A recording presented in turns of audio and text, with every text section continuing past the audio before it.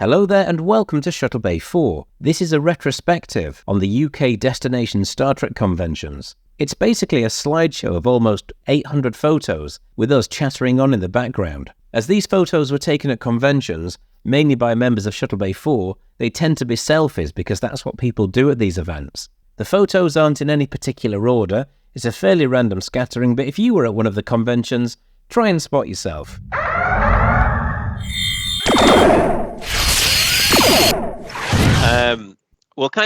I know we've already started, but this is like a second start because Billy, by the way, it's great to have you on board. Billy's not joined before. I mean, Billy was a helper, volunteer, I don't know what the term is, at the previous destination. But Billy, hold it in for a minute because we want to hear about that. And that'll be an interesting thing to hear about because I don't know how that works. I remember asking you at the time, but I can't remember. Usually, obviously, we discuss an episode or something like that. Oh, by the way, as well, it's amazing to see Rachel here as well. Rachel! Rachel! We missed you! Not seen Rachel for ages. Rachel, there's probably some newish faces there that you're not used to. Christian started joining us a couple of weeks ago. We accosted him at MCon. The first ever Shuttle Bay 4 meeting was in September last year, right? And from October onwards, so for 9 months, and we could have had a baby in that time, we've been talking about the fact that we will have a discussion about previous Star Trek conventions, have a bit of a retrospective. And we finally got round to it, literally the same month that the next Star Trek convention is. So I don't know whether that's good timing, whether it's fortuitous or not. So when I think of the previous conventions, they kind of all merge into one.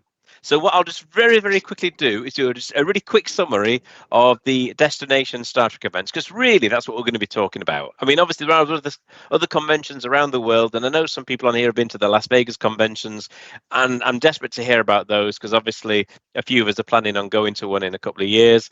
But this is a quick potted history of the destination Star Trek conventions, UK Star Trek conventions. Now, the first official UK Star Trek convention was in 1974 in Leicester, and then there was one in 1975. Obviously, we're not talking about that. I don't think anybody was particularly around then at all. But anyway, the first destination Star Trek was in 2012. That was in London. That was the one with the 5 captains on stage for the first time in Europe. And that was a huge convention. There were lots of media coverage for that. 2014, so 2 years later, was the next Star Trek convention. It was called DST-3, not 2, because between the 2 years, there'd been one in Germany. Now, that one was also held in the XL, same as the first one. Again, it was another massive convention. Opening ceremony was hosted by Jonathan Ross. Leonard Nimoy joined via Skype. He passed away a year later. There were lots of TNG crew there, including Patrick Stewart, Jonathan Frakes, John Delancey, and... Jonathan Frakes dropped out. Oh, did he drop out? All right, well, he was planned. And they replaced him with Colm Meaney, yeah. Yeah, Colm Meaney was there because I was watching an interview with him earlier on, well, yesterday, where he was talking about it being a great event. I don't think he's attended any since. And then 2 years after that, 2016, Destination Star Trek Europe, they called it. This was held in the NEC at Birmingham. It was my first Star Trek convention, so it's a special one for me. And this was the 50th anniversary of Star Trek. Again, it was another huge convention. That morning on BBC Breakfast News, they actually featured the convention and they were interviewing William Shatner, which was, I mean, for me, it was really exciting because I'm about to go to this Star Trek convention. I've been to the opening ceremony the night before. I'm literally getting dressed and it's on the news that morning. So there was a lot of buzz around that. 2 years later, so every 2 years we're having these conventions. We have it again in the NEC. Again, this was a big convention. Nichelle Nichols was there. I think it was the last UK convention, actually. It was the 30th anniversary of TNG, kind of, by a year. And it was the 25th anniversary of Deep Space Nine. So again, there were lots of guests there. So it was another big convention. And then they broke with convention, if you pardon the pun. And the next one was in 2019. So there was no 2-year wait. It was still big, not quite as big as the year before. And Patrick Stewart attended this one, not for photos or autographs, but he gave a talk because Picard had been announced and that was coming on TV soon. I do remember that quite well because he did his opening Star Trek monologue. You know, these are the voyages that, you know, if anyone knows that it's you guys, he did that in a French accent just to see what that would sound like if he was really French. But that was probably the last of the big conventions. The following one, 2020, was cancelled for COVID-19, so that was kind of expected. 2021 was then in the Excel, and I think a lot of the guests were wearing masks. I think, though, 2021, that was where we got the Prodigy premiere. Please correct me if I'm wrong, but I'm sure that was the Prodigy premiere. But that was a noticeably smaller event in the Excel, compared to the previous years. I think a lot of people noticed that. And then after that, Destination Star Trek 2022, but that was cancelled as well. There were lots of criticism around that event, mainly around guests cancelling, but were still being advertised on the website and things like that. I do remember a lot of negative. Well, to be honest, it was a social media shitstorm around that convention, to be honest, 2022, and that got cancelled. And then in 2023, it was back in Birmingham, but instead of at the NEC, it was in the Hilton. But it was now an unofficial Star Trek convention rather than an official Star Trek convention. And it looked pretty small. It looked, if anything, like it was going to be smaller than the previous one. I think a lot of people expected it to be cancelled. I was one of them. I don't think I was particularly negative on social media because I try not to be. I don't really see the point in it. And I don't like to be negative about these things. But I do remember saying that I did think it was going to get cancelled because there were so few guests, and I think a lot of people weren't expecting much from it. But actually, it was pretty amazing. It was actually a superb convention, and I remember chatting to Jason Joyner on one of the nights saying that it's probably the best one I've ever been to, despite it being so small. And that was the last convention. The next one is 2024. There's no point talking about it because it ain't happened yet. I know a lot of people are a bit miffed about it happening at the Norbreck, and I jokingly refer to it as HMP Norbreck, which is stuck. I've heard a few people refer to it as that. So I don't know whether I should feel guilty about that or feel pleased that I've managed to be an influencer.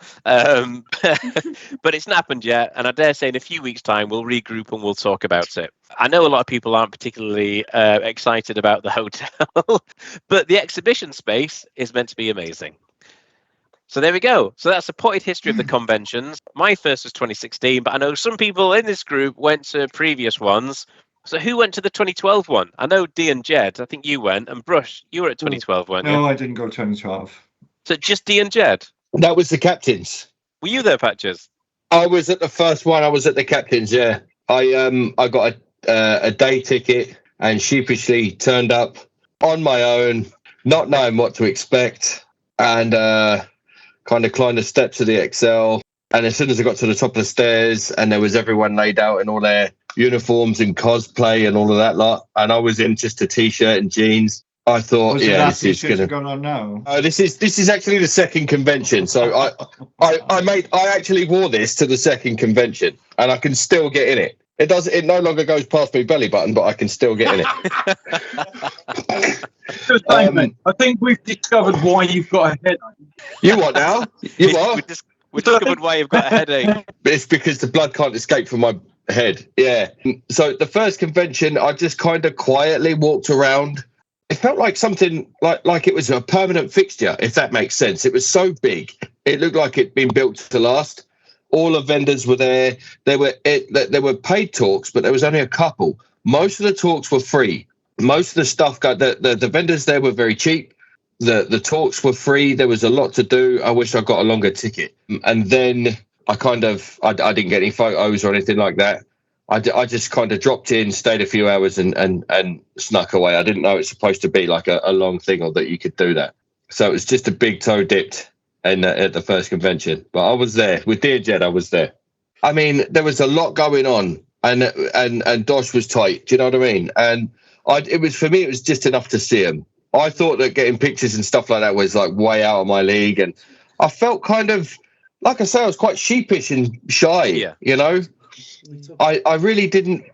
It was well out of my comfort zone, and I turned up there on my own, and I didn't know what to expect. I just didn't know. I just didn't know at all. I'd never been to any kind of convention before.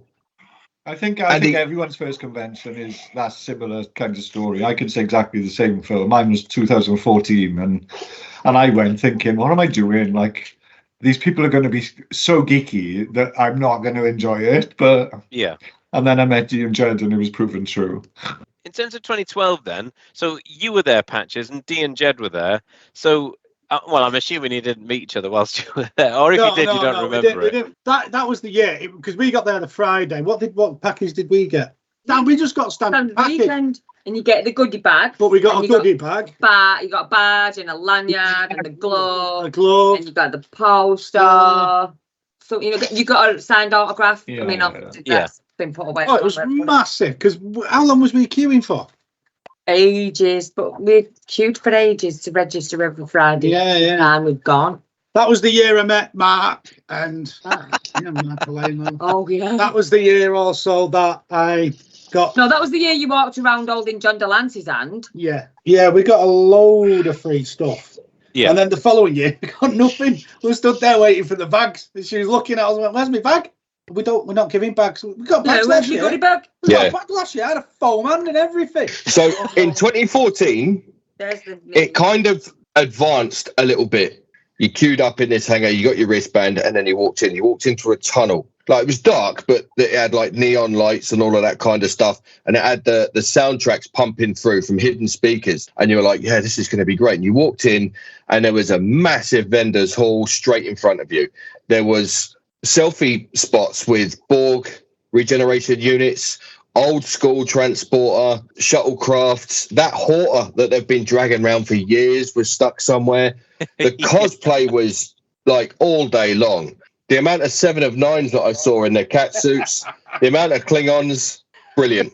Well, that one was when they had the Klingon area with the throne and everything. They had the throne and a table. Yeah, it was like a breakout area. The floor had like carpet tiles. So instead of having like shiny aircraft hangar deck, it had a more of a plush thing. And it did help with the sound deadening as well. You could hear yourself think. I mean, Carla Bain was there. And I love her. So James Darren, the crooner from Deep Space Nine, he stood there singing a song. And I didn't hear all of his talk. I just heard his songs. And then I walked over to another stage, and Carl Urban stood there, and he's giving it out. And it was for free. So he stood there, and he's basically saying the same kind of thing as I've heard Anson Mount say, like, you people are amazing. This is amazing. Like, your love for this is amazing. And the room was just full of that kind of vibe, and it was really, really good. But I give it a break after that. So you could fill 3 days. So it was pre-COVID, and it was Birmingham. And 18? Star Trek, yes, 18, I think it was, 18. And I walked in, I'd found Star Trek online at that point. So they were, all these gizzits that they were giving away for the video game. And they had a games room. They had this model painting. Give us a sec, I'll show you the model. But you could see that they were still big. Do you know what I mean, Dan? It wasn't what it is. Matches, I'm really disappointed. When you stood up then, I was hoping you'd top a bit like that from what you... How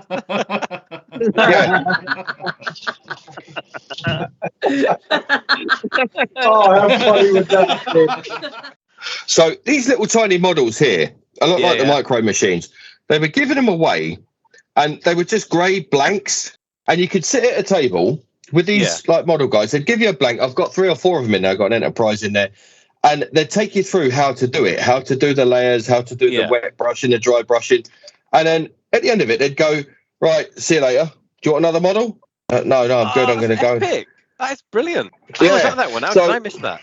But I am aware that we've just skipped 2016, so we're probably best jumping back a year from 2018 to 16 now. So, I mean, it was my first one, but who else was at 2016? Hi. You were there, Brush, at 2016, weren't you? I would have heard you, actually. It was in Vegas. 2016 was our unofficial honeymoon. All right, okay. We'd been married about 3 weeks before the con. Yeah. We got married in September and we went to the con. Yeah. Because you've got a picture of Walter Koenig in the party room, that like ballroom or whatever it was set up for the party. And we must have been stood about 10 metres away from your, if that 5 metres away from where you took that photo. That is mental. But what was funny about that was because she loves Walter. She stormed off in a hissy fit. God knows why. I went up for a fag. Storms off. Anyway, she storms off. Walter comes in, walks right past our table, says, all right. So one of the lads is taking a picture, walks past us, goes in the VIP section, which I thought was amazing because they stuck the VIP section right underneath all the speakers. So no fucker in the VIP section could hear anything. Yeah. And then Dee comes back And I said, don't tell her she lit the roof. Yeah, as soon as she walked back, you've just missed Walter. She went, no, you're lying. So they're showing her the picture. So she kicks off again and storms off. It's funny you should say that it was your honeymoon, because it was I see it as my stag do, because when I've been married twice, and neither time I had a stag do, and Mrs. said to me, because I saw this convention was on in 2016, and I seen the adverts for it, and she said to me, she said, well, why don't you go then? Because I mean, the truth is that I wasn't in a position to go to any of the ones before then. You know, the kids were really little, and I wouldn't have been able to afford it or whatever. But she's like, well, why don't you go with your mate Scott? 'Cause my next door but one neighbour, me and him, when we were teens, we were really into Star Trek. We talked about it all the time. It was Star Trek. We were mad on it. And so I went with him and a friend called Eve, who's very geeky. She went as well. And so in a way it was my stag do, but it was amazing. Did you go in cosplay then in 2016 or any of the previous ones? Yeah. She went as Dax. I painted all the things down the side of her face, and and she spent majority of the pissed. Did they all end smeared down her face? No. Because the Saturday night we had to go in tuxes, didn't we? Yeah. I didn't go to the parties. Oh, we went to the party. Oh, no, I did.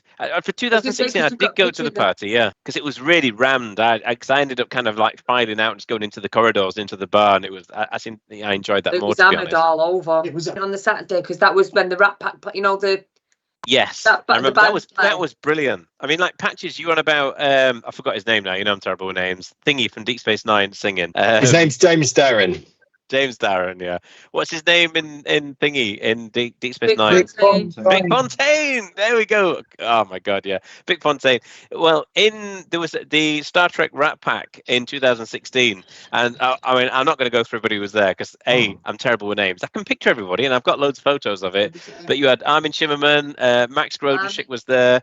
You had Jeffrey Coombs and Jeffrey Coombs. Yes. Was it Vaughan Armstrong? Vaughan Armstrong, yes. Yeah. Also, and they were brilliant, and they provided the entertainment. And I remember just being absolutely blown away. I was like stood there because there were no seats, thinking, fucking hell, I can't believe who's providing the entertainment. You know, it was genuinely brilliant. I mean, for my first convention, just to add, it was one of those where, do you know people get those post-con blues? I did, because I'd never been to anything like that before. It was quite overwhelming. I didn't know what to expect. I didn't know how I was going to fill 3 days. I was staying there overnight. I'm like, well, I'm going to walk around the convention, I'm going to do it, and then I'll be done. What am I going to do? But I did manage to fill the days. In fact, the last day, they always announce the next one, don't they? And I think I bought my tickets then. I was like, I need to go to the next one. It was absolutely amazing. Because the first night I went to, my cosplay was I super glued a black t-shirt underneath a blue v-neck jumper and got an iron-on patch, to go on it. And that was my... And I thought it looked really good until I got there. So everybody else did. 2012, it was JG. Doing a rock Robert did it, and Dominic Keaton got up and did some stand-up. Got off the stage and then danced with her. Oh, that was JG. I danced with JG Hertzler for a bit. He went round holding John Delancey's hand for a bit. 15 fucking minutes. Go on. We've heard this story before, but just in case anybody hasn't. Right, I wanted a selfie with him because he was doing selfies. He was going round. He was like, this is John Delancey, yeah? Yeah, I thought, and I love John Delancey. I love Kit. And I thought, I'm going to go over. However, I didn't know that I suffer from this horrible thing called starstruck. So as soon as I got his hand, I went, well, then instead of letting go of his hand, I held on to it. So then he's walking me around, shaking other people's hands, and still holding me with the other hand, thinking, come on. And I'm 15 minutes, he walked around, 15 minutes he walked around with me holding his hand. Oh, brilliant. They didn't come over. I didn't know what to do. Pictures. I didn't know what to do. I just walked off with him. And then when I came over, these two were pissing the sides. I said, why didn't you ask him? I did it. That's how you could get on. That story never gets old, mate. Never gets old. Embarrassing. Because everyone's looking at me going, who's he with him? Yeah, I'm a big Q fan as well. I love Johnny Lancey. I haven't met him yet, but I'd love to meet him. But I'm a big Q fan as well. Well, it's the fact that he held my hand for 15 minutes. He wasn't rude or anything. He was just really polite. He looked at me. He looked at me a few times and smiled. And I went, I could have had the picture, please. No, he just looked at me, smiled. I'm 15 minutes, Rashid. It was embarrassing. Oh, God. And I just couldn't speak. If you were a proper Star Trek fan, you wouldn't be saying that was embarrassing. You'd be saying that's the greatest 15 minutes of your life. Still not watched it since 2012. When you let go of your hand. Ladies and gentlemen, the calls are COVID. He came over and pulled me off him. What are you doing? And then just laughing. So, Get what are you doing? Yourself. I tried getting a picture. I had the camera and everything in the other hand. So did you not get your picture? No. Some fellas that year turned up as Khan. Niall. And I felt so sorry for that fella at 2012 because all you ever heard was Khan! Khan! And about 50 fed people chasing down him everywhere. The length of the XL. And then he'd get in the bumper cars on the Saturday night and you saw him going around with the rest of the bumper cars chasing him around it, screaming Khan at him. It was nuts. He's done Khan a couple of, I think in 2016. Because I remember seeing him in 2016. He also did, I think, an Orion slave costume, which was pretty amazing. I've always got nothing but admiration for anybody who goes full Orion, paintwork, because it's a big job. I mean, it must be an absolute nightmare. I mean, you always see the Orion slave girl. You always see loads of them. They had a couple last year's, didn't they? They had a guy as well and two women. Yeah, I got a photo with them. They were brilliant. Yeah, they were brilliant. They were superb, them. Because they did a few different cosplays throughout that weekend, and they were that good that you couldn't tell it was the same people, if that makes sense. You can't see beyond the costume, and I think that was really good. Wow. Emma's the same, actually, because Emma cosplayed several different characters over that weekend, and I didn't even realize it was the same person. Honestly, number one. Una, honestly, it was only when I was speaking to her, because obviously, she's quite distinctive. Yeah. If she's watching this, she's she's got that great voice, that great accent, and I knew it was her when I was speaking to her. But then I was like, oh shit, you're the Una from yesterday. Honestly, I just didn't really, Wow. It didn't compute. I honestly, I thought loads of people would have been at 2016. Maybe I just assumed because it was my first. Loads of other people. I was late to the game, and loads of other people would have been there. But it was a big one. But that was, like I said, that was the third one, 2016, and all three at that point have been really big. 2018, which is Patch's next one, was also a big one. And like I say, that's where Nichelle Nichols, it was her last one, I think, and she wasn't there for all she was meant to be there for all 3 days, but I think one of the days she was ill. So I remember feeling quite pleased that I'd had a photograph taken with her on the Friday and she was off on the Saturday or whatever. But she did look quite ill at times. She's in a wheelchair and she's looking quite frail. But the minute that she was meeting people, she absolutely lit up. And you could tell that she loved it. And one thing I've heard a lot of people say about Nichelle Nichols, and I've got to completely agree, is that she just is just a stunning person. She is just, I mean, I don't know how old she was in 2018, but, clearly she's no spring chicken, but she was just a genuinely gorgeous person, she was quite frail at the time, but you could see her light up, and she was interacting with everybody. And honestly, I'm surprised she hasn't got cramp from doing that for so long, because every person sat next to her, she made them feel special. She, give them a little tap and spoke to them and just made everybody feel as though you weren't just like next. She really did make you feel special, as opposed to, for example, and I'm not knocking Shatner. I've had no bad experience with Shatner, but with the photos, it was literally a case of, right, step forward, flash, next one, step forward, flash. That's often because they're so popular. Exactly. It's because there were so many. Yeah, exactly. That's not Shatner. That's because there's just literally a queue of several hundred people who all need the photograph taken. Nothing to do with that. Oh, Russ! I love the way you didn't even notice. You're actually looking less hairy than usual. Who was at 2018 other than Patches and me? Dee and Jed, you were there, weren't you? Because you were at every one. 2018, no. Is that the only one you've not done? No, we've not done any since. No. Have you not done any since? 16? I was 18. Honeymoon period's over. You were there 18, yeah, Rashid? That was my first DST, that said Star Trek. And I went on the Saturday night to the DS9 25th anniversary documentary showing. Yeah. And I was supposed to go with a friend of mine from school, but he dropped out. So I thought I'd plugged in the coach to go myself. I was really, really nervous about it. I was really nervous. Thought, no, I'm going to go. I love DS9, my favourite Trek. It's the 25th anniversary of the documentary. All the actors are going to be there. I thought, let's go. So I put my suit and tie on. Can you remember my suit and tie to go, actually? I thought it'd be like a proper red carpet event. Sweet. Were people stopping you for an autograph? No, unfortunately not, no. But so I was sitting with my black suit, looking all damp and everything, and everyone was dressed normally, casually, you know. But I got there, so lots of wonderful like cosplayers there. And when I went in and sat in the audience there, and I saw the DS9 actors coming in, got on the stage to say hello to us, I was just blown away. It's the first time I've ever seen a Trek actor with my own eyes, you know. And my favourite Trek actors are from DS9 as well. So it was an extremely special moment for me.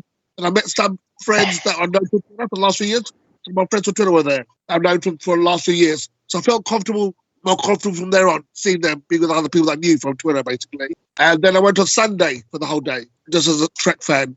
I saw the actors signing autographs. I could only pick like 4 photos. It's so hard to choose 4, but I chose to choose 4. I wanted to take so many more photos. But it was one of the best experiences of my life, especially Saturday night. Yeah. I loved it so much. My first ever convention. Since that convention, I couldn't get enough of it. I went to 2019, which was amazing. Went to 21. Went to last year's one, obviously, with all of you. 4 DSTs in here. 1 in Germany. Went to 1 in Germany, Dortmund as well. So it's been 5 for me. And I just love it. Absolutely love it. It's my happy place where I can just geek out, be with, and I love standing in the queues. I chat to strangers in the queue with my photographs, you know. And it's brilliant. That's such a highlight for me. Just talking to other Trek fans, you know, just in the queue or waiting in the queue. I love it. I get goosebumps talking about it. That's how much I love it. Do you know what, Rashid? You were on about it being your happy place, and we've talked about that quite a bit. And I remember saying something kind of in jest years ago, but it was kind of true because I never used to drink, right, until I was in my 30s, and I used to drink it even throughout my 20s. I never drink, and I used to say, I don't drink, I don't do drugs, I don't need it because I've got Star Trek. I just escape into it. I don't need drink, don't need drugs, I've got Star Trek. But at the convention, there was something really intoxicating about it. I mean, we've mentioned this before, the fact that the Star Trek fan base includes a lot of people who I think are on the kind of like social fringes. A lot of people who've maybe got anxiety. A lot of people who have got a lot of either physical or mental disabilities. I think it's purely because of this inclusivity thing that Star Trek's got. It's a fact, it's this. There's a place for everybody here.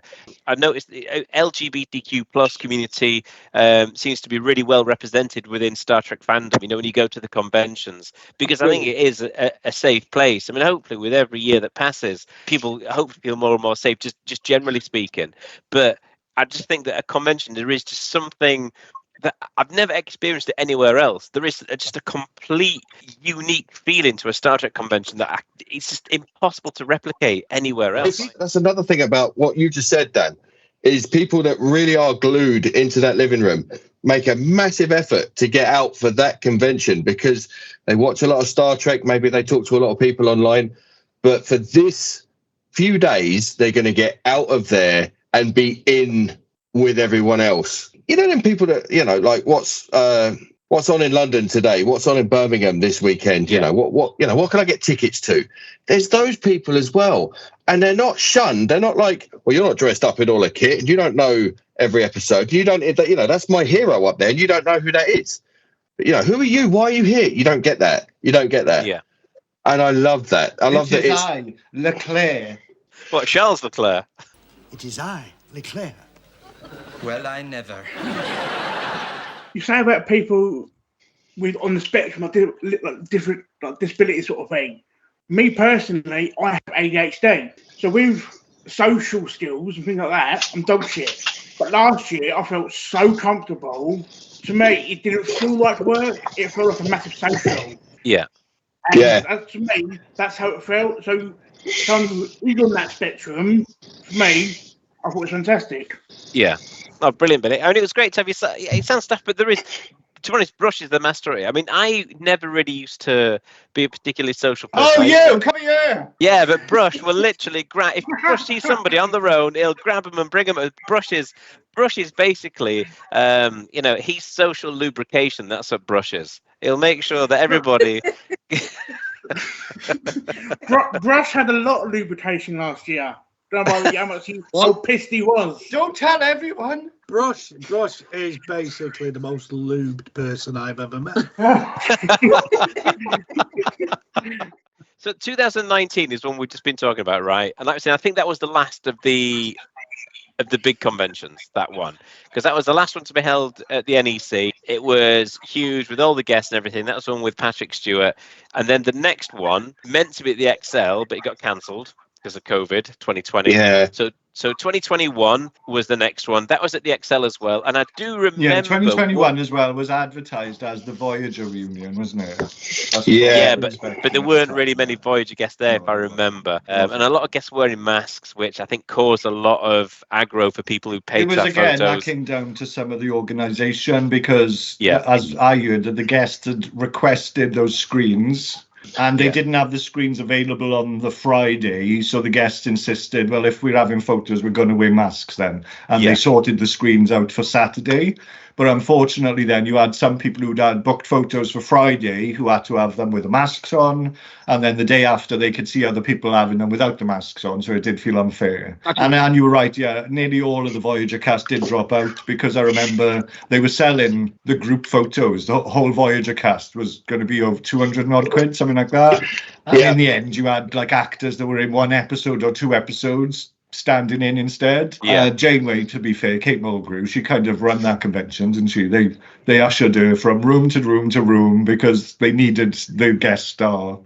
They dragged on George Takei as well. And they stuck him on the stage. They had Harry Kim, didn't they? And they had Kate Mulgrew. And then they had that Irish guy that was in the holodeck novel. Yeah. And then they had somebody else who was only in one or two episodes. So it was a shame. But unfortunately, the thing that happened is, the guests cancelled, and you could understand because there were still COVID restrictions and things like that. So again, you can't say it wasn't well organised in the point that they had booked them, but then they had to cancel and make different plans. I would say that people would walk away from that convention willing to come back because I've noticed the numbers have gone down and down and down. Last year, for instance, I thought the hotel it might not have been fully booked, but it was almost fully booked, I would say, because there was a capacity. When you're in a hotel, there's always a capacity.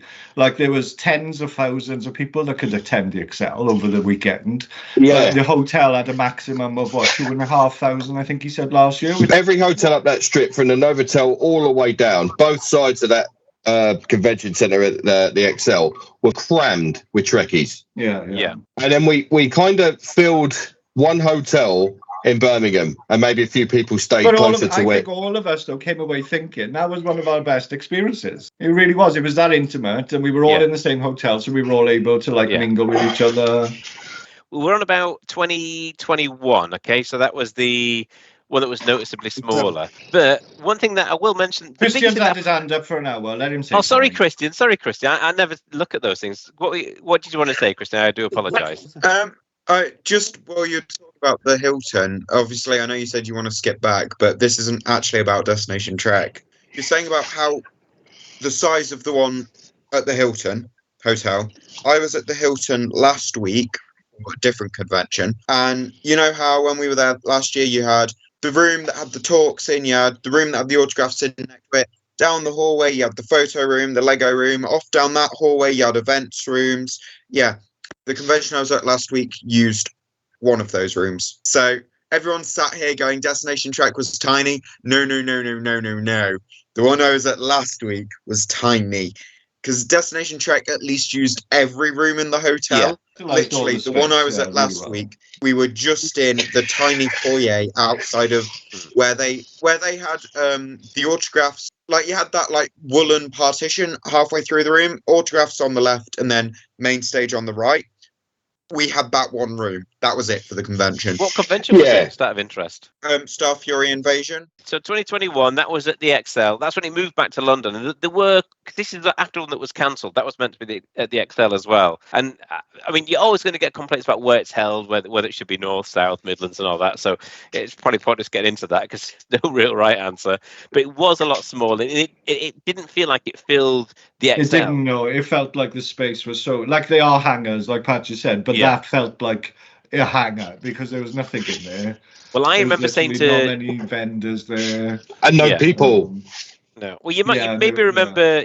A lot of you will know Dale, who attends the conventions, is in a cosplay group as well. I remember walking round it, and as I was walking out, I was talking to him. I said hello to him. I says, look, I've been here 15, 20 minutes, and I think I've seen it all. But again, I was thinking, how am I going to fill the weekend? I did manage to fill the weekend. The one thing that happened to me, though, that convention that's most notable is I met Brush that night. Oh, yeah. I think it was the Friday night at the bar. I was just I was there with Jules, who's somebody I've met at previous conventions. I was having a few drinks with him, and we had something to eat. And then I met Brush, and I was chatting to him. And then the next day, I remember I was in a queue, and Brush walked past, and I was like, Brush, and he couldn't hear me. Once that one finished, I think there was a lot of negative feeling. You could see it on social media because it was. I keep saying unfortunately, a lot of people didn't get refunds and stuff like that. A lot of people didn't get refunds, yeah. So, I mean, a lot of the criticism is quite possibly warranted, to be honest.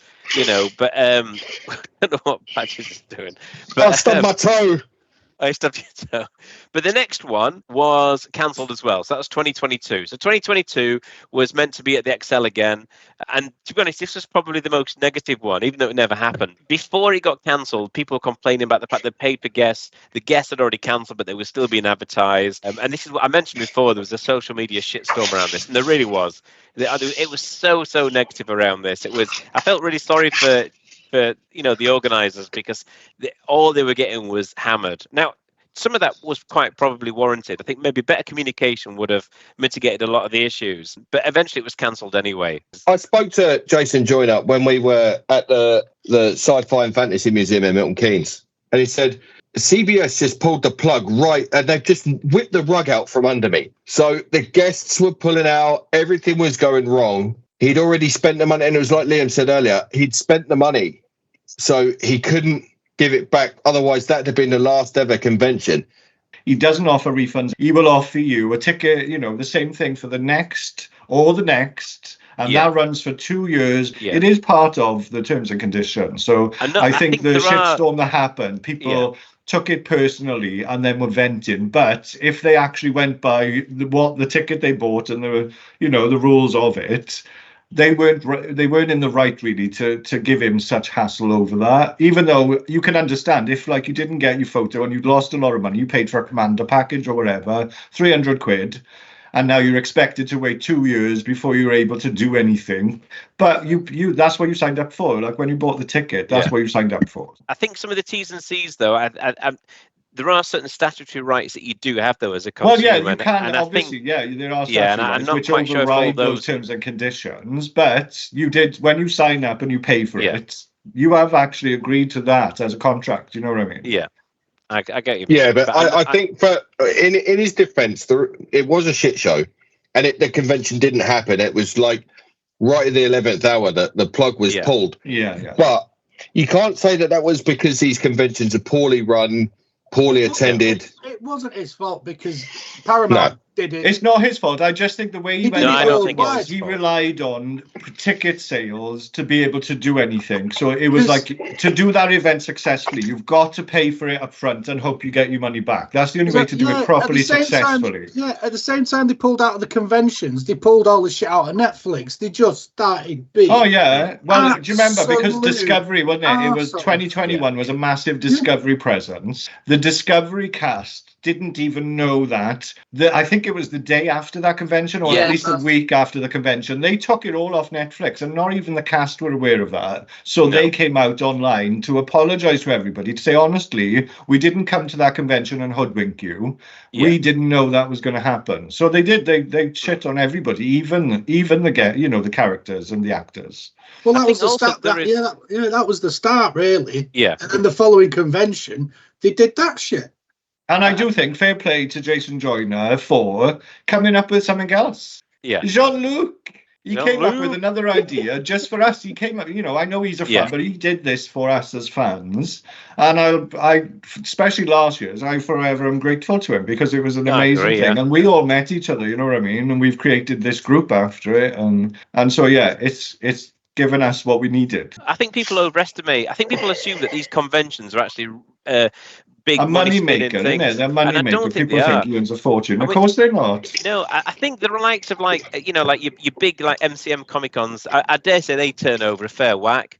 But a lot of those are promotional events as well for big studios. You know what I mean? They're using it for marketing. Yeah. But for things like the Star Trek conventions, I think the margins in it are so slim. They are, because do you remember, I'm sure I heard him say that, the guests want first class travel that you've got to pay for, plus their entourage that they bring with them that you've got to pay for, plus putting them up in a hotel, plus there's no way he makes money off selling photos when they've got to have that much layout. People just see the ticket price. Let's say Shatner's like 85 quid for a ticket, I mean, a photo, or 6 quid or whatever. People think, fucking hell, they must be making a right fortune. But that's not going the organisers. I don't want to keep referring to Jason Joyner because it feels unfair to keep saying his name. But that doesn't go to the organisers. The guest is getting a chunk of that, obviously, their agent and everything.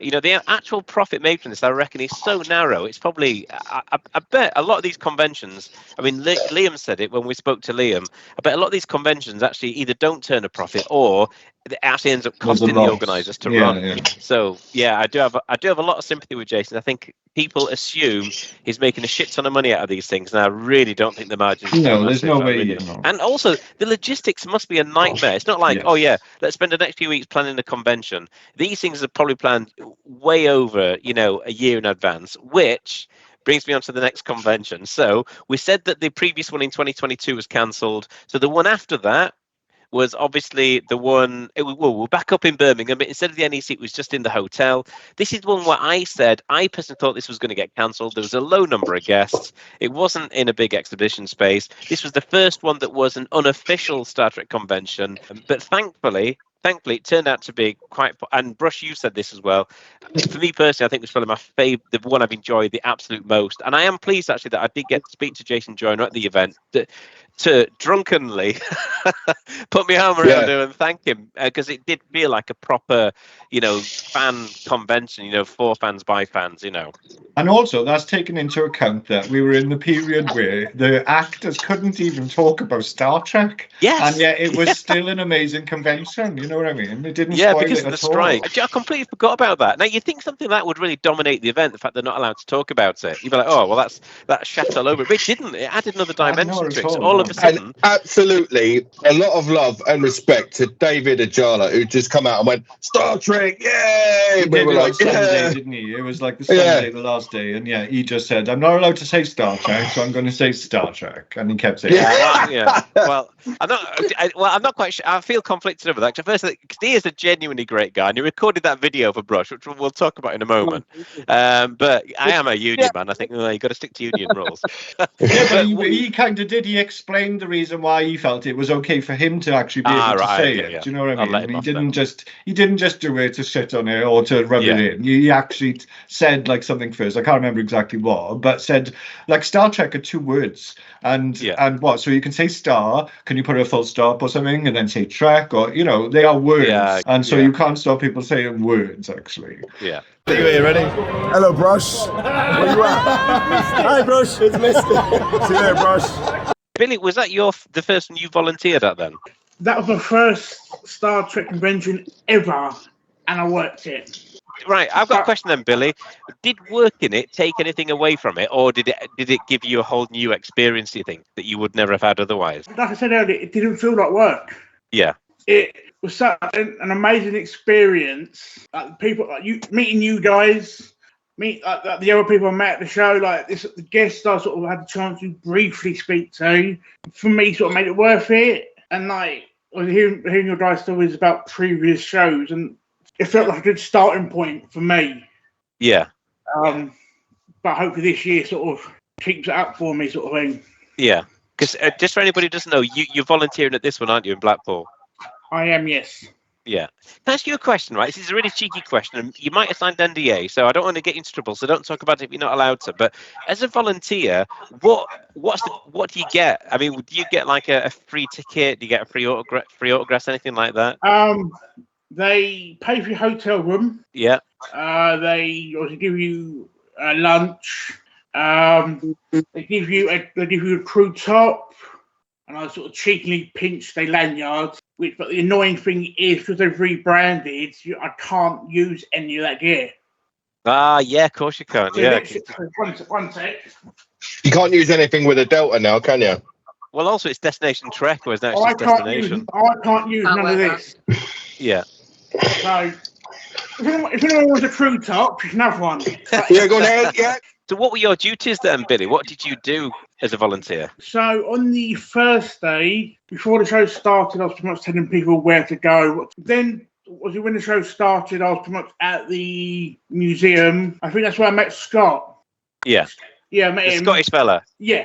Saturday, I initially weren't put anywhere. Yeah. So I was floating about, then they sort of stuck me on museum duty again. On the Sunday, I was pretty much the microphone guy, the sort of Q&A microphone guy at these talks on the main stage. Yeah, that's good. It's quite varied then, because I assumed you'd be like, I don't know, the microphone guy or the ticket guy, but you do a bit of everything. Yeah, and the thing I enjoy, especially on the first day, I had a brief interaction with Jess Bush. So I saw her on the way to her room. Yeah. And Christina Chung. Yeah. She was like walking around with her dog. And the same like on the Sunday, like when guests were coming to their talks, having like brief interactions with them as they're going in and out, I'm like, yeah, for me, it made it worth it. Magic moment. Yeah. This convention coming up then, are you there the Friday, Saturday and Sunday? I'm there, pretty much every day you guys be there, I will be there. Yeah, looking after us. Yes, we'll try my best anyway. When do you clock off then? When do you officially clock off on these days? About 7:30. Oh, nice one. Well, we'll see you in the bar then. You can relax then, can't you? Yeah, naturally. You know what I mean? I'll be bollocks by then. Find me at the bar. Well, it was your first one, wasn't it? The last one. Steve and Rachel, was it your first one as well? I'm not sure about Christine. It was your first destination one as well, weren't it? So last year was my first one, and I just absolutely loved it. I didn't know what to expect. I had never been to a convention. I had been a Star Trek fan for a very long time, but never actually been to a convention because I didn't know anyone who went to conventions. So I was like, I'm not someone who goes on my own. I just don't want to. For me, it's really difficult to speak to people I don't know. I don't do it. I get social anxiety. If I don't know someone, I don't speak to them. I know I should, but I just can't. I just don't do it. I went to a convention in the US last year, and I didn't speak to anyone. You did? You spoke to Brent Spiner? Well, yeah. But a lot. Yeah, so the one in Birmingham, I went there because I had made a couple of friends before who were going there. So I was like, yeah, okay, I'll go now, you know. It was so much more fun than I thought. I think someone else said this, I don't remember who it was, but I just sort of expected it to be very geeky, like lots of geeky people. Yeah. But when I got there, everyone was just so nice and friendly, and it was just so much fun, and there was so much to do as well. I also thought I was going to go for the 3 days, and I also thought, well, I'm going to have done everything in the one day, and I'm going to be bored for the other days, but it wasn't the case at all. Yeah, it was great. It was really so much fun, and my main reason that I'm going this year is for the friends I've made. Yeah. I mean, the actors, like Brush said, the actors are just a bonus. But I'm going to see the people again that I know. This is just so much fun. Yeah. Yeah. Quite agree, Rachel. Can't wait to meet you all actually again. Yeah, can't wait. I can't wait to meet you, Rachel. Can't wait to meet all the people that I didn't meet at Milton Keynes. Yeah. Not met Rash. I cannot wait to meet Rashid. I cannot wait to give him the biggest squudge. And that airy fella in the corner. Yeah. 10 years this year, mate. Anniversary. I was the same when I went to Birmingham. I was planning to go with a couple of friends, but they for work purposes they just shot off and left, and their tickets, you know, they were done. They were done, and I was like, I'm going. I don't care, and I suppose I needed it. I really needed it. You know what I mean? I was still feeling that kind of COVID cooped up thing. And check you out. Yeah.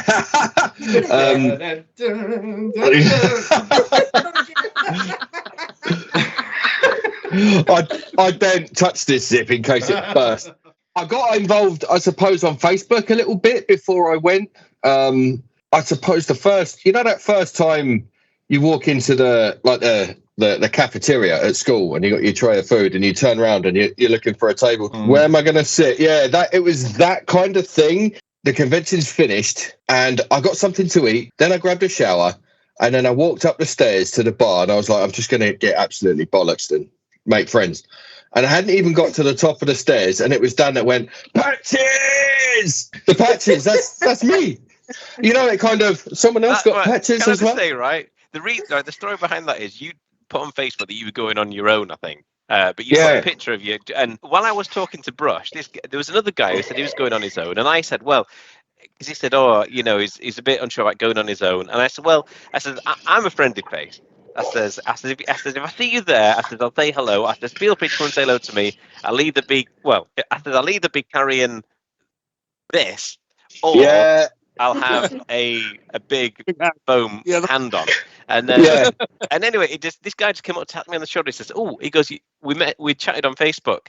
He goes, "You said you'd have a big foam hand," and I think we gave each other a hug and we chatted for a bit. We'd had a few drinks. We chatted for a bit, and we made a friend. And I said to Brush, I said, "Oh, this," you know, I explained to him. It posted on Facebook, and then said, and another guy posted on Facebook because this guy's got this jacket covered in patches and it looks amazing. And then while I was talking to him, I said, "I just saw you walking past," and I went, "Patches!" And that was it. From that point onwards, you were christened.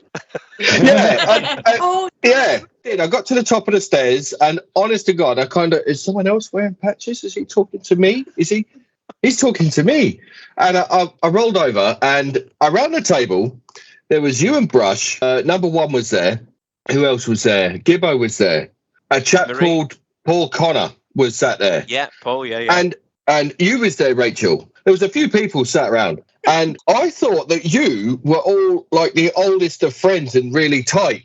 Do you know what I mean? With the way you were getting on and how you were chatting and having the crack, I thought, well, it's nice of this whole mob to invite me for a beverage. I sat down and I got talking, and it kind of slowly disintegrated this view that everyone in this whole convention was the oldest of friends with each other, except me.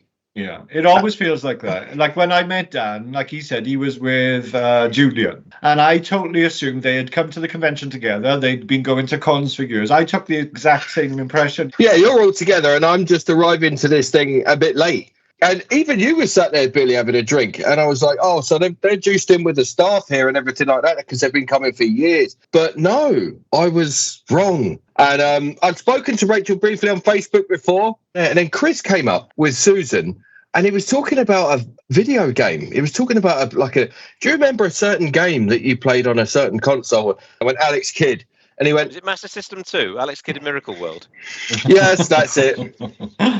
Hi, Deborah. Brush says hello. Will do. Hi. Hello. Look, she's real, everybody. She's been out canvassing. Yeah. Been out canvassing. Change. You can't see what it says, but put it away. But well, it's a red sticker, so you know, make of it what you may. I didn't want it to be over. Do you know what I mean? Like my version of heaven is a perpetual Star Trek convention.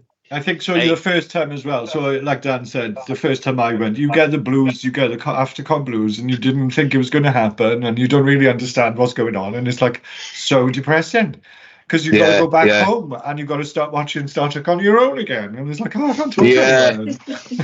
I didn't even really watch Star Trek a lot at home, to be honest. I obviously I did watch it, but it wasn't something I watched on a regular. But I could go months without watching it. I still loved it. But now, because of for a start, we'd pick an episode to watch most weeks. It kind of forced me to watch it. I say force, but you know what I mean. And it feels like something that I was really passionate about and really loved. It feels like it's been dialed up to another gear that I didn't even know existed. And I don't get the post-con blues now because I feel. Well, I say that I know I won't after this one because it's not over. It's like, well, you fucking will. Yes, you will. No, I think like last year I didn't suffer because we started this group. You know what I mean? And we meet every week, so it does feel like we've got our con within a con still going on. Yeah, honestly, this felt like a support group for people with serious depression, psychological issues. Yeah. Moral symptoms of a convention. Sorry. That's what it is. I was talking to Susan quite a bit. I started talking to Chris. I started talking to you, Brush. And I was like, I'm not fucking coping. I can't go back to my life. It's work and it's adulting and bills and shit. And I just want a bit of perpetual Star Trek convention and I'm not coping. And then this started. What about you, Steve? Because you were at the last one, weren't you? But you were just there for a day. So in 2021, the weekend that it was due to happen on the Friday, and it was all kicking off, and I couldn't make it. So I was like, right, next year I'm definitely going. And Vic bought me tickets over Christmas or for my birthday or something for the 2022 one, and I was really excited. And then obviously that got cancelled. When 23 came up, I was like, right, I was umming and ahhing about going quite a lot. Originally, Vic was supposed to come with me. Unfortunately, she double booked. So I was like, all right, I'll go on my own.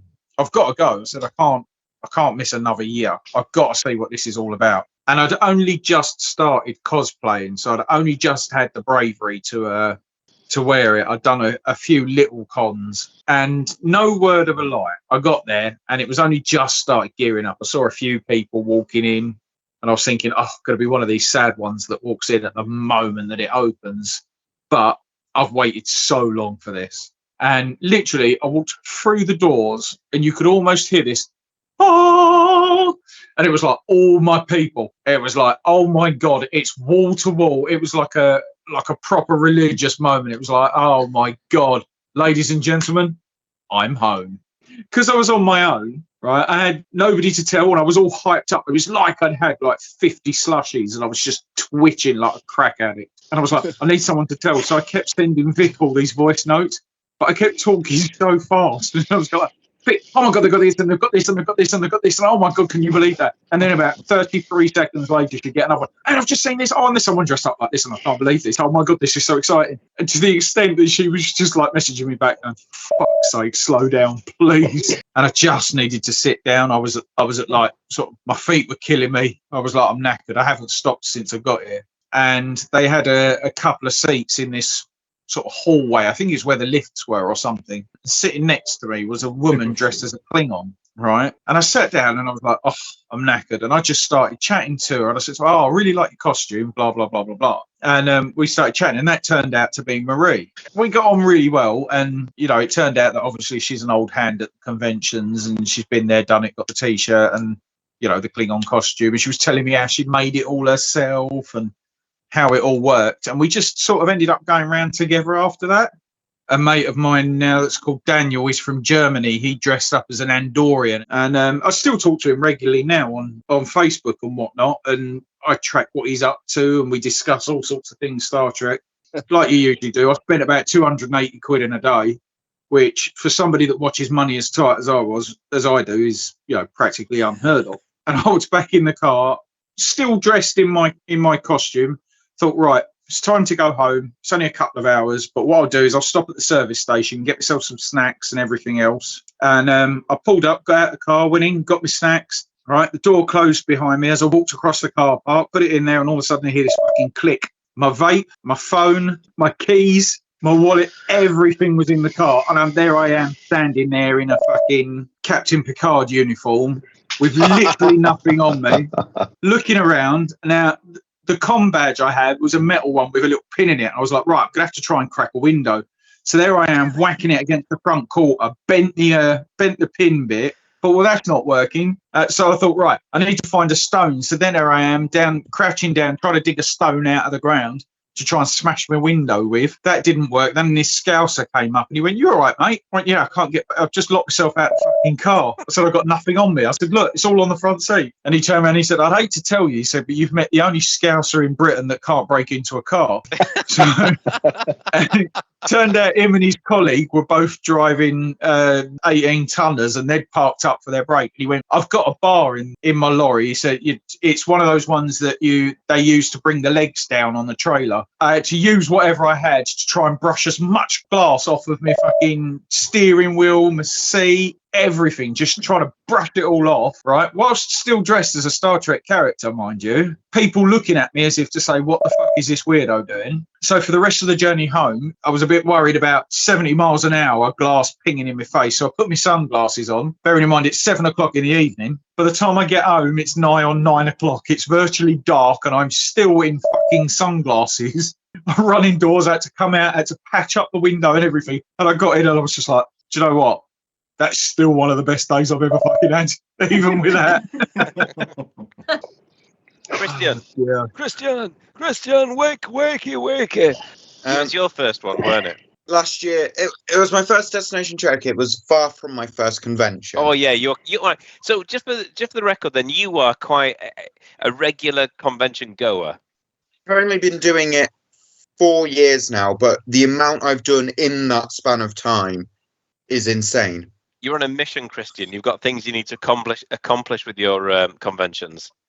Well, I'm actually in the correct house to show you this, although I don't know if laptop quality is good enough. If we show this wall I'm sat under is actually one poster per Star Trek show. Yeah. And if we get a bit closer, you can start to see some silver squiggles over them. We've got Orville here as well. I'm trying to get every living Star Trek actor that's on each of these posters, which added up to about 110 autographs I need. So, yeah, I'm jumping all over the place trying to get them anywhere they'll pop up. I was in Germany earlier this year when I met Rashid. I did MCon to get Christina. Third time trying to get Christina, finally got her, where I met yourself and Brush.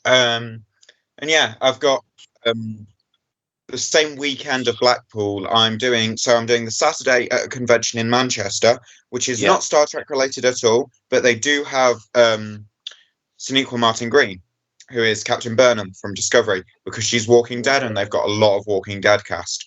So I'm grabbing her then and then heading up to join you all on the Sunday. But based on my schedule, I will be headed up for drinks on the Saturday night. Because I'm bringing a sleeping bag, and I think Dan said it was okay if I just sleep on your floor. You can sleep on my floor, yeah. Hey, I'll tell you what, Christian, I'll even bring me an inflatable mattress for you. Is it just Sonequa that autograph you're getting? Is it just the main cast? Because Rainn Wilson's at Manchester Comic Con, isn't he? There as well, No, he's not.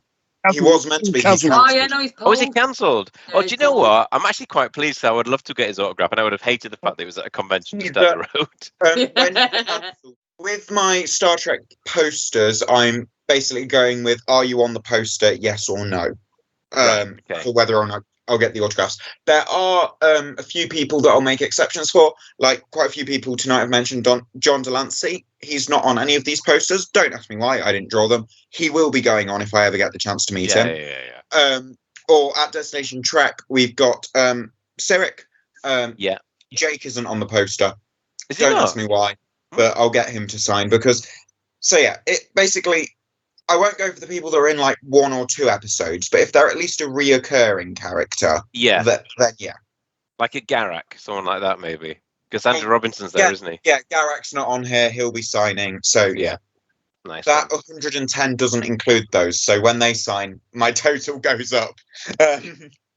Well, how much then? What's your top line price? Well, how much do you reckon it'll cost approximately to get all these autographs? I know the prices change all the time, but I honestly have no clue. So I'm looking at doing Texas this year, which the reason I'm looking at that is because they have like the entire Voyager cast, apart from the actress for Kess, because obviously, bless her, she's going through a hard time, isn't she? I mean, I did actually email her, not her agent, because she doesn't have an agent anymore. I did email her saying, hey, look, I'm meeting everyone else. Could we meet? Not heard anything back. Don't think I will. But that is like the only chance of meeting her. But no, they've got everyone else from Voyager, and that plus a few Star Wars actors, because they've got some Star Wars actors there as well. Now what? Then I've got 10 posters, so 25 grand. Wow. And that doesn't include like travel and food and hotels and everything. Doesn't include the fact of stuff like half these people, well, I say half, maybe less than half, but there are quite a few here that I'm looking at and I'm going, realistically, I'm not meeting them. Yeah. You know, like as much as I would love it, and I've heard stories from you guys about the earlier Destination Treks, but I'm not getting Patrick Stewart. I know quite a few of you were saying about doing Vegas 26. And I would be interested in doing that because of the sheer amount of guests they get. I think it will be an easy way to, I think I could pretty much tick off Discovery and Strange New Worlds from that at least. I reckon so. Maybe not the older ones, maybe Picard as well. Yeah, never know. Maybe not the older ones, but especially the more modern ones. That seems like the easier way to get them done. What I'll say about Vegas is the queues are hours and hours long. So you, even in 3 or 4 days, you might struggle to get everybody you want. Ah, right. I didn't think of the queues. But that's when you have to pay for like diamond or platinum tickets, so you skip the queues. Those platinum tickets, yes, they are bloody expensive, but they include autographs in them. So if you subtract the cost of how much it would have cost to get those autographs... You don't know, but just to warn you again, you don't get to pick who you want photos with usually. They allocate them to you, so you might get not the ones you wanted necessarily, and then you'd have to fork out extra for those. God, you're like the con wizard. You know everything. If I'm going for 100% completion, I'd need everyone. You just wouldn't have time as well. Just logistically trying to queue up for each queue, then getting through them all. You're either going to just spend all of the convention in a queue, or you still won't get time to do them all. Like that's the one thing about Vegas is you really pick and choose who you want, just so that you get time to do anything else. Need to stop buying stuff, Christian. Stop buying merch. Save up for Las Vegas. I was just about to say, the last convention, there was a table, right, and there was a face there, and it was a particular face that quite a lot of people had mentioned. I'd heard this one person mention more than anybody else, and it's Rashid. Honestly, Rashid is like, you are like a convention star. Everybody, right, mentions Rashid. Oh, that's Rashid, you seem to know everybody, and I don't know how you manage it, but everybody loves you. I've never met anybody there's only one person that's ever said something bad about Rashid. We know about that. But apart from him, I've never heard anybody ever say anything other than, oh, Rashid's a really, really nice bloke. But it was at the last convention, I do remember getting a picture taken with you at one of the tables. And it did kind of feel like I was getting like when J.G. Hertzler's walking through the bar? It kind of felt like snapping a picture with him. You're too kind, Dan. You too kind. I'm myself. I'm really good at remembering people's names as well, and think about them, which they appreciate, So as well, and I'm just myself. I'm a very positive. I've got positive energy running through my veins. I love people. Being at conventions makes me really happy. It's like, and if I can put a smile on somebody's face, I love it. You mix with a lot of people then, because everybody seems to know you. Yeah, a lot of Twitter, Instagram, and obviously here on Facebook as well. Yeah, quite a lot of people. Yeah. Which is nice, because if it wasn't for my friends on Twitter, 2018 would have been a really scary convention for me, my first one, because I was very nervous about going by myself. But obviously, a lot of my friends on Twitter, my oldest friend is called Rachel from Twitter. Rachel said to me, "Tell you what, I'm going to get this group chat with other people going to the convention as well. So you can get to know them a bit, speak to them. So when you go there, you can at least see some people you're familiar with." It was such a good idea for Rachel, so I did that. So got to know a few of them. A lot of my friends, they're really close friends of mine now. And my Trek friends are like my family. I love everyone to bits. All of you so special to me. It's wonderful. A lot of people in Germany came up to me from FedCon. A lot of German Trek fans that they knew me from Instagram, from Twitter. So there's nice for them to come to say hello to me as well. It's lovely. Trek fans are amazing. It's really great. I can't wait to see you all in Blackpool. I'm so excited to see all of you in Blackpool. I wait to see you all. Yeah, it'd be good to see you as well, Rashid. So in terms of conventions then, we've kind of talked about the UK ones. You've been to FedCon. Has anybody else been to the German conventions? How do they compare with ours? The German Trek fans are obsessed with Trek. I mean, I'm going to say they're really, really obsessed with Star Trek. The cosplays as well are unbelievable. What were they, Christian? You know, you was there with me, FedCon. The cosplays were, some of them were out of this world. So that's why I went to one in Dortmund. I went to one in FedCon this year. And I'm going to FedCon again next year. I already paid for my tickets and hotel. It's all booked. I'll be at FedCon next year. I loved it so much. I can't wait to go again next year. So it's brilliant. It's brilliant. The German fans are great. And it's just really nice just to have a different experience. The way they do things is different. It's really good. I loved it. I loved every minute. So, I've got I don't say I've got. There is this public website that I use quite a lot called Comic-Con, and it's how I find guests, basically. Yeah. You type in a guest name or a franchise, and it puts a little dot on the map of where they are. By the way, Chris, I'm aware that Chris is on, and I don't want to think that we're ignoring him because we're not. Chris, was this your first Star Trek I actually don't know how many conventions you go to, Chris. Do you go to a lot of non-Star Trek conventions, or are you just Star Trek? So the ones I've been to, so the Star Trek, I went to DST in 2012. Yeah. Oh, you went to 2012? Yeah, I went to 2012. You must have already mentioned this. Yeah. I did the one in 2016, 2018, 23, and fucking this hell, one. Chris, you've done loads. Vegas, I did for the 50th. Yeah. I've done Sci-Fi Weekender, and I did a Star Wars convention in 2016 as well. I also did the Star Trek Experience that was in London as well. It was just by Hyde Park. I did the one in Blackpool. I don't know if anybody did that one. It's not there now, which is a shame. Didn't us go in there in a few weeks. Last year's was definitely the most fun I've had. Last year's, yeah, because obviously I met you guys. I mean, I've met a couple of people. The Vegas one, people were just like super friendly.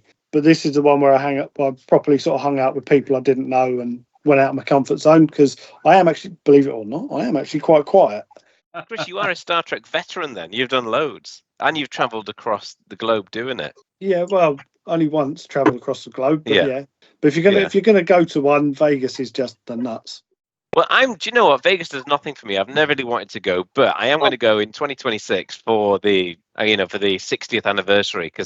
And I know a few people in this group on this chat right now have mentioned 2026. In fact, I'm sure, Chris, it was you I was chatting to at the last convention where you were giving some figures, because I was asking how much it is, and a couple of people around the table. And I'm sure you mentioned, I didn't really speak to you that much at that convention. I was too shy, but I'm not shy. But I'm sure you mentioned it, and it would be great to go. If a group of us went over, I think that would just be absolutely mega. Funko Pop seems to be the in thing. Everyone's got big stacks of them to sell. I've been looking for the Kirk Spock one where they're separated by the glass. I have been and always shall be your friend. That moment. That's the one. That's quite cheap on eBay. Yeah. Okay, I'll have a look into that. That one. It's new, so say new. It's like 2 years old now, so it's cheap as hell. These little pop-up cons, a lot of like local councils are doing like the village hall. They'll just put it together. They're really, really good. They're really interesting, and you'll see some really interesting people there. There's loads and loads of stuff like that. There's loads of TV shows. There's like last year for this particular con that I went to was all the actors from Mortal Kombat, and I don't mean the movies. I mean the guys that acted in the game. Finish him. And get over here. Yeah, Raiden wins. And by all accounts, these blokes, they're getting on a bit, but they're still hard as coffin nails, and they were doing demonstrations and stuff. They had the young ones this year. These little cons that pop up, even though they're not specific to a particular show like this. I kind of laugh at the idea of a Mortal Kombat, recreating it. So what I'm going to do now is I'm going to fire some fireballs, and then I'm going to shoot a chain out of my hand, and I'm going to stick it through. Do you know what? Yeah. You think of it, John Joe will engineer it. I'm just going to read a still beating heart from his chest, and then hold it up like this. Yeah. Raiden wins.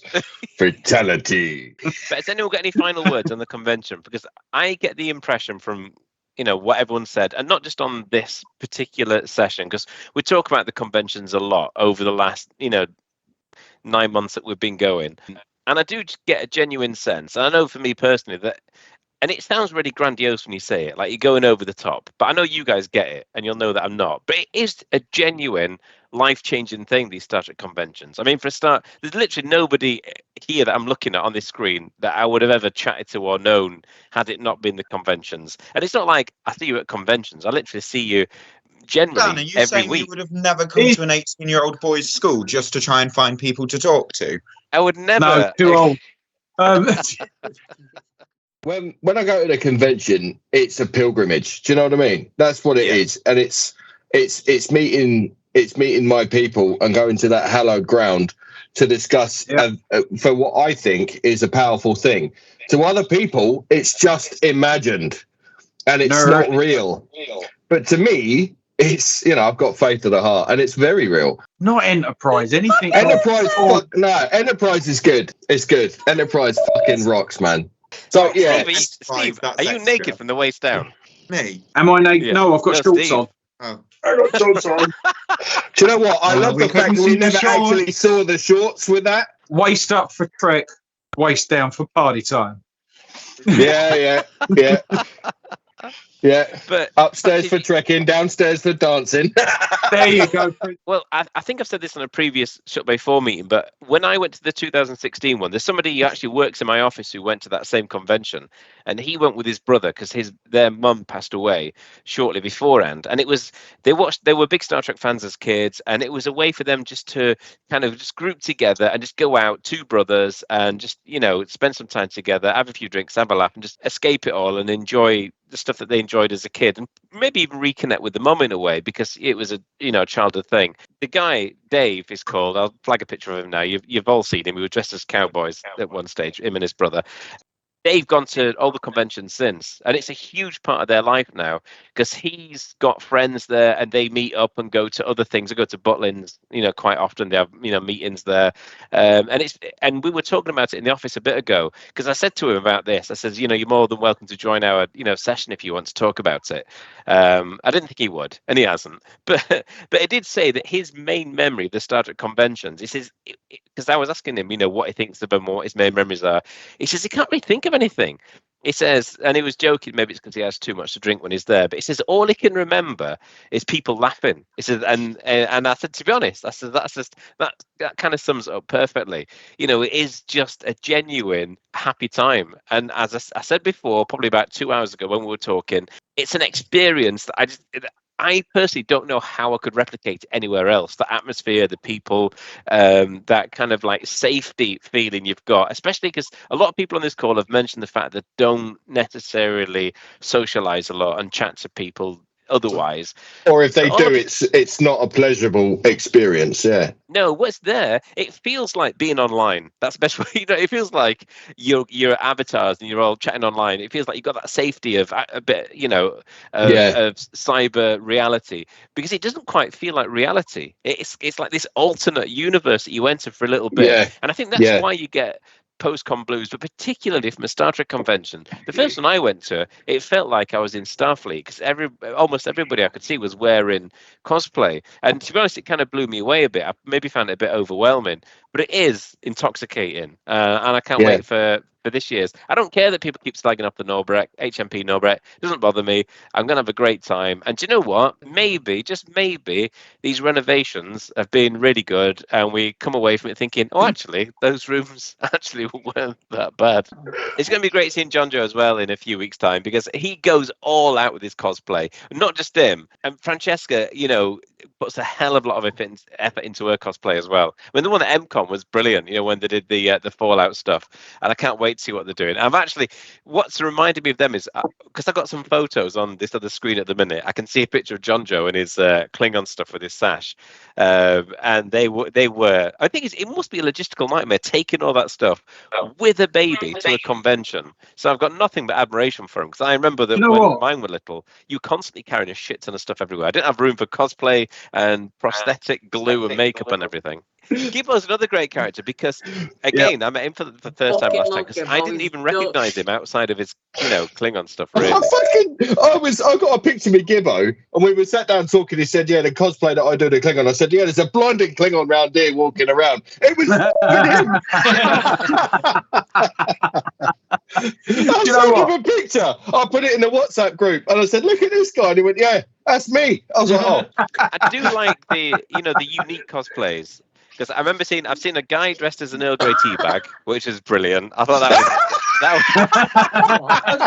was really original. That was superb. Of course. And also Julian, we've already mentioned. I've seen him at a few conventions. His sound is Julian. He's a great bloke, and he went as Badgie one year, and that was brilliant. Because he kept playing it down, saying, "Oh, he just kind of like pieced it together," but it did look really good. It was one of those standout things where, especially, not everybody had seen Lower Decks at that stage, but everybody who'd seen Lower Decks recognized it straight away, and that was an absolute hit. Badgie, that was brilliant. I did love that one. I can only come in for about 10 minutes because I'm supposed to be making dinner.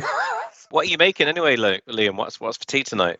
Tonight is pizza, and for me, and my wife loves pasta with tomato sauce and prawns. So, if it helps, Liam, we can all watch the back of your screen for smoke, and you can just run for it. Go. Well, Liam Dillon, some of you know me, some of you don't, and I run the costume group. So I'm wearing the costume group T-shirt. Hey. And I'm a judge this year, same as last year, and I'm doing 3 talks at Destination. How does it work then with you, Liam? Because you're a judge, I'm just. Are you arranged to be there at a certain time, and you obviously, to be at the event on certain days? They asked me for the first time last year, and obviously I've had a connection with them for quite some years because of the costume group, and they want us to be there. One of the best ones was when we did Birmingham 2019. We had that repair table, which was amazing. It's very hard to man the repair table all day long for 3 days. So then last year it was a case of they contacted me about doing a judge along with Helen Irwin, who's a superb judge. And this year they've also added in Misty Chance, who you probably all know. Yeah. And Musty's doing a lot of the entertainment as well. I see they just announced a karaoke, but it doesn't say when it is. Right, okay. Well, it can't be Friday night or Saturday night, I'm assuming, because that's when the parties are on. I think last year didn't it says a pre-karaoke party? That's what she did last year, I think. So it was like the karaoke happened before the party. Okay. I missed that somehow last year. I didn't know it was on. But I'm more in touch with Misty this chance and with Helen, and we're trying to organise a few things with Global as well about judging and so on, and the competition rules, which are far too complicated. Obviously, Rikers Beard aren't going, which I think will be interesting to see what they have laid on in terms of entertainment. When you look at Vegas at the minute, now, Vegas up to 167 guests. I know it's a completely different situation, but we have that. Is it 6 or 8, depending on who you count as being guests? Someone put up a video the other day of the 2001 Star Trek event, which was at the Norbreak, and it looked fantastic. But again, it was the guests that were there. They had quite a few guests and quite a big turnout of people attending as well. The glory days of Destination in London and Birmingham, I think, have gone. That's the problem. Liam, do you mind me asking? Do you know the costume competition? Obviously, you're a judge on there. Yeah. How does that work then? Because it must be really tricky. Because obviously there is loads of. For example, I could turn up in an amazing costume that I've bought. Spent a lot of money on and bought off the shelf. Whereas somebody could have a costume that they've put hours into. Yes. Well, we take that into consideration in a big way. The categories. I don't want to go into too much detail, but we're trying to simplify things this year that there aren't as many categories, or it isn't open to interpretation. There seemed to be a problem last year of some people had put a tremendous amount of effort in, and you could tell they'd made everything, and then someone had made perhaps half of what they were using, and it's judging that. It's what you've done, it's what you've produced. There's also the performance aspect, so someone can do a performance. Yeah. So we try to cover everything. Is one of the rules that for like the overall winner, it's got to be 80% made by yourself? Is that it? Because I think that's what they use in Las Vegas. Yeah, it is. It's 80%. Yeah. But again, how do you define 80% as well? Because you know, do you define it in terms of like square centimeters or time space? Yeah, it's difficult to define 80%, isn't it? Someone like Lee Bradley did the Klingon last year, and I know Lee goes hell for leather in everything he does, and every single thing he had made himself, and that we could tell that when we asked questions. And Helen's a big cosplayer on Instagram, so she knows the questions to ask, same way I know questions to ask. Misty obviously knows. So a certain amount of sense comes into it. You know, there can be someone there that's maybe spent 6 months making something, and it can be disappointing. But we know they spent the 6 months, so we allow for that. You know, from talking to people, that the prejudging thing, which is a big aspect of it. That's when you find out. You know, that people will chat about, they'd be enthusiastic about something. They'll say they got STL files, they made a 3D print, they bought the material, blah blah blah blah blah blah, and so on. And we can judge from that, you know, whether what they're saying is true. You also have to allow for the people who are buying costumes, because if they put performance on. There were the 2 girls last year who both did Vulcans, and they stayed in that role all day. They never left that role.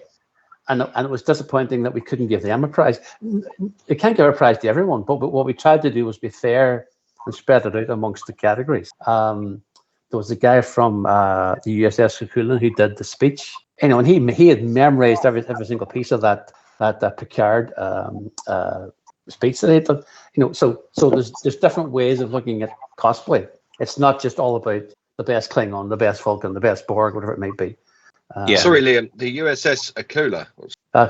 Hercules, which is the Irish, the Dublin based Trek group. I mean, they're one of the biggest groups to attend every year. They're also the biggest. I think it's the biggest Star Trek club. If not you know, within Starfleet, it's the biggest one in the world, I think.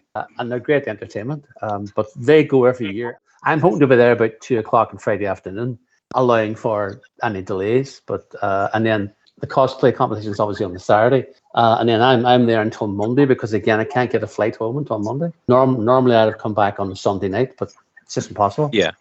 Oh, fingers crossed you'll get some more information soon. Liam, can I ask you about, you know, the repair table that you had? Because I remember visiting the repair table and chatting to somebody there. I can't remember who it was now, because it was a few years ago. So how many times have you run the repair table? And just for the benefit of anybody who doesn't know, why do you have that repair table? People make the best plans. They think, oh, I've got everything ready, it's going to be perfect. And then they arrive and their Velcro has failed, or their super glue has come apart, or stitching has come apart, or they simply can't get there was one girl who had a Klingon hairpiece. She could not get it to sit properly. Jillian Cooper was the girl who helped us out. Jillian is a member of the Star Trek costume group, more because her husband Andrew is a Trekkie.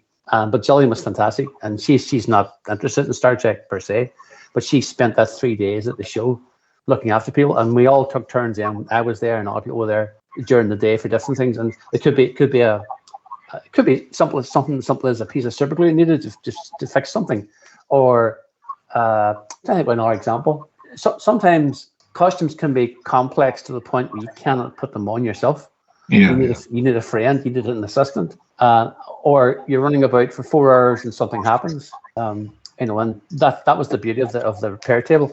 Unfortunately, this year it's just not possible, because it means someone giving up their time for 3 days. You can't just leave the table open. Even last year, I did some repairs because I had some stuff with me. We had a table for registrations for the cosplay, and people were coming up to me there and asking me, did I have this? Did I have that? And I had brought some stuff with me.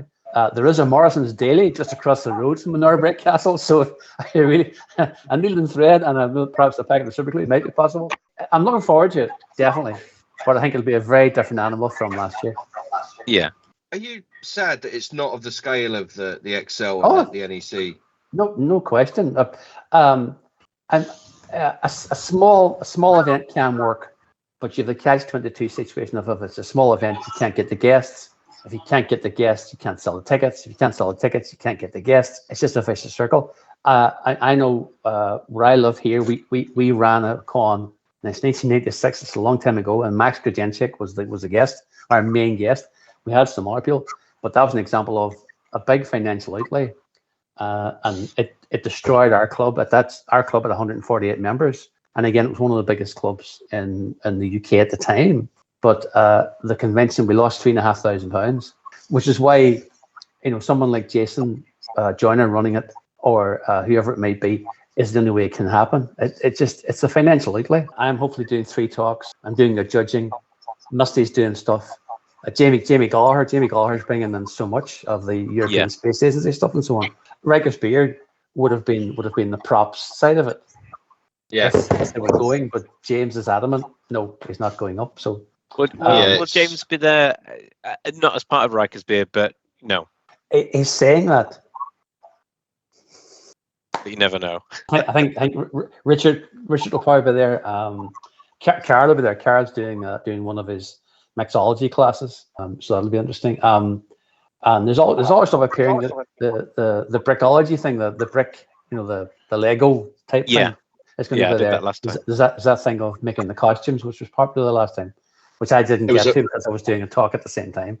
They had the Lego group, and they tried to do different. They had the gaming room, and I think those things actually we really appreciated. I think from the perspective of most of the people in here, we came away from that convention thinking, personally anyway, it was one of the best I've been to.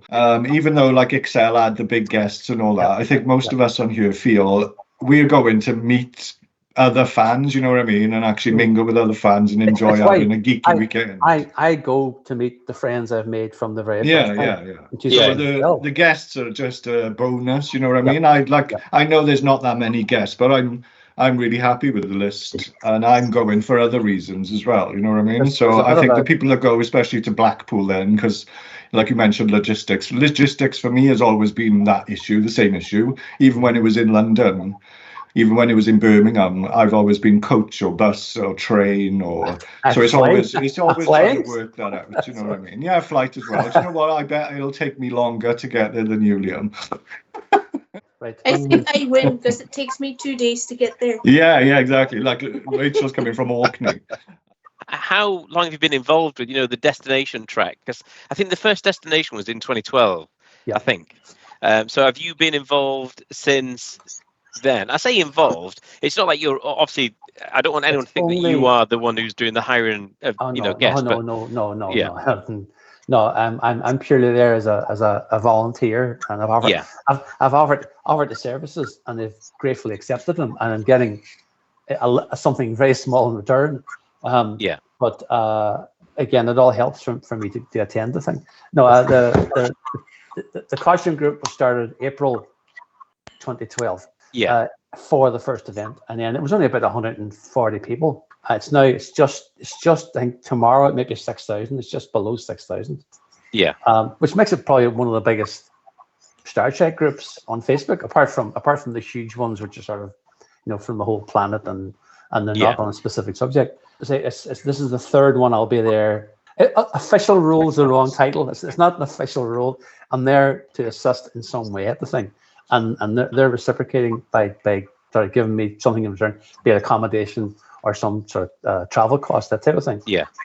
But again, I don't know much more than you know at the minute, and that's the thing. We're sort of we get an email now and again, and there's a small discussion, and then it's probably all that last week the things just go crazy.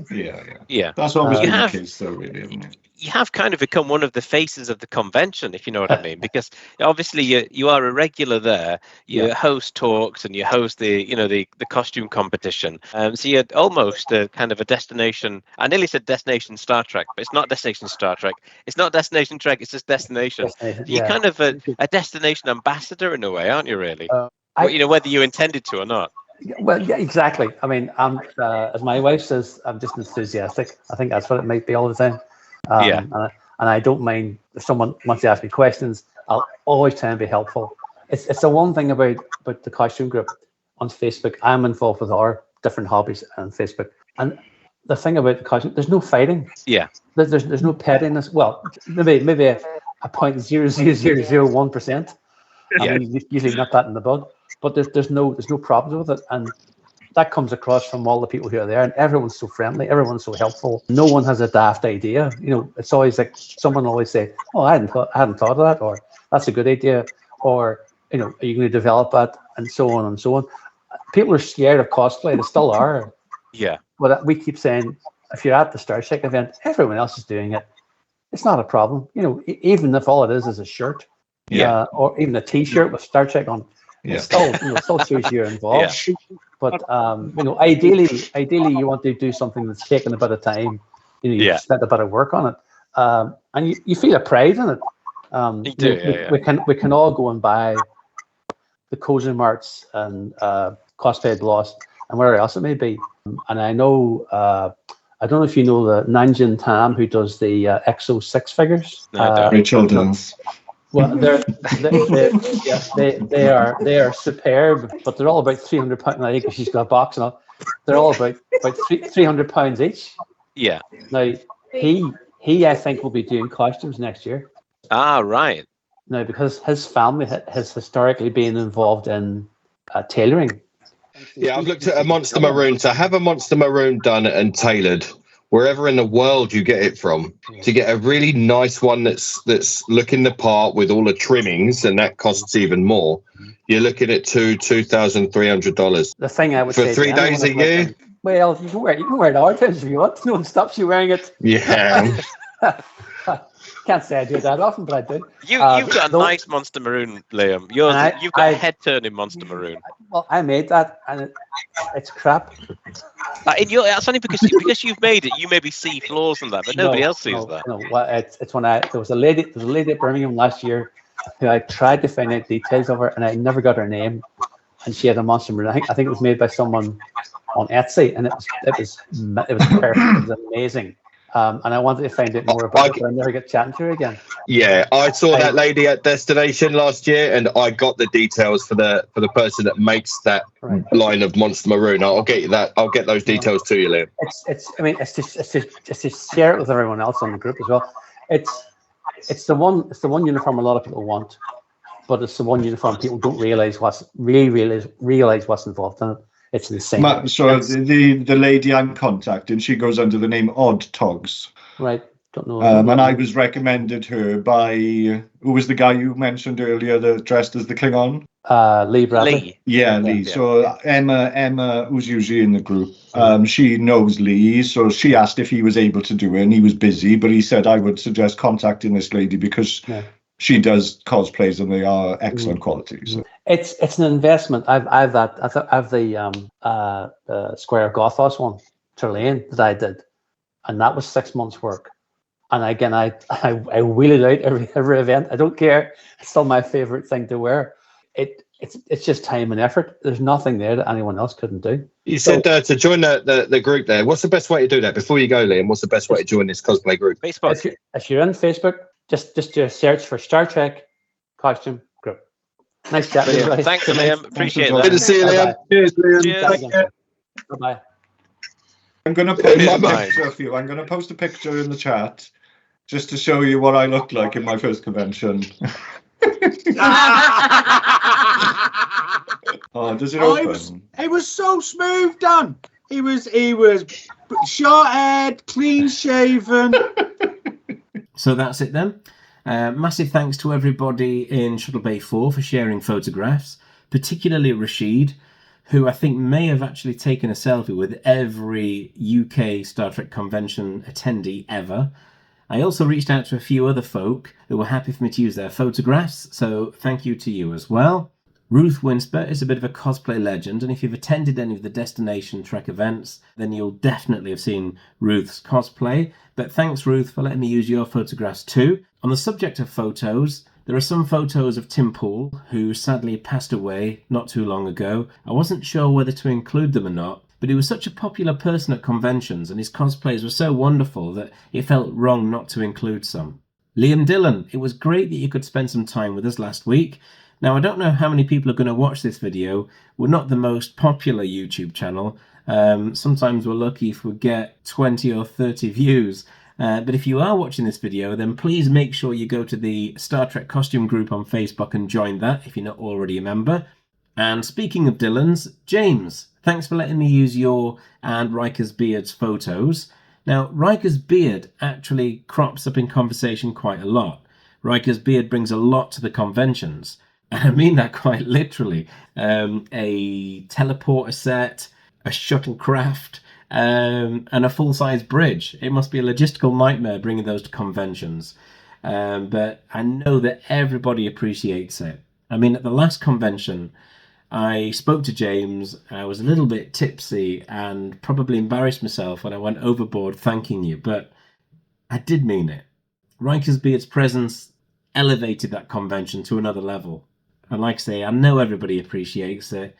You know, you bring a lot to the fandom. You do it with a sense of humour. So thank you for everything that you do. Finally, Jason Joyner. He gets a little bit of stick online at times, but Shuttle Bay 4 caught up with him at Milton Keynes a few weeks ago, and the guy is so passionate about delivering amazing conventions for the fans. Now, these conventions are complex to run, and they're lucky if they even break even, so thanks, Jason, because without you, there wouldn't be a UK Star Trek convention scene, and the world would be a much worse place. If there's one thing I've learned from my years attending the conventions, it's that the UK Star Trek conventions mean a hell of a lot to the fans. It's a safe space, it's a happy space, it's like the Nexus from Star Trek Generations, to be honest. A lot of people have found the crowd at the destination events. For a lot of people, being a Trekkie, it's almost a dirty secret, but the cons enable people to find a community and make friends and really celebrate something that means a lot to them, but is quite possibly ridiculed by people outside of the scene. Anyway, this has been a long video. My PC will probably explode processing it all, so that leaves me to say just one thing, and that is, of course, live long and prosper, you Trek-tastic mofos. Goodbye.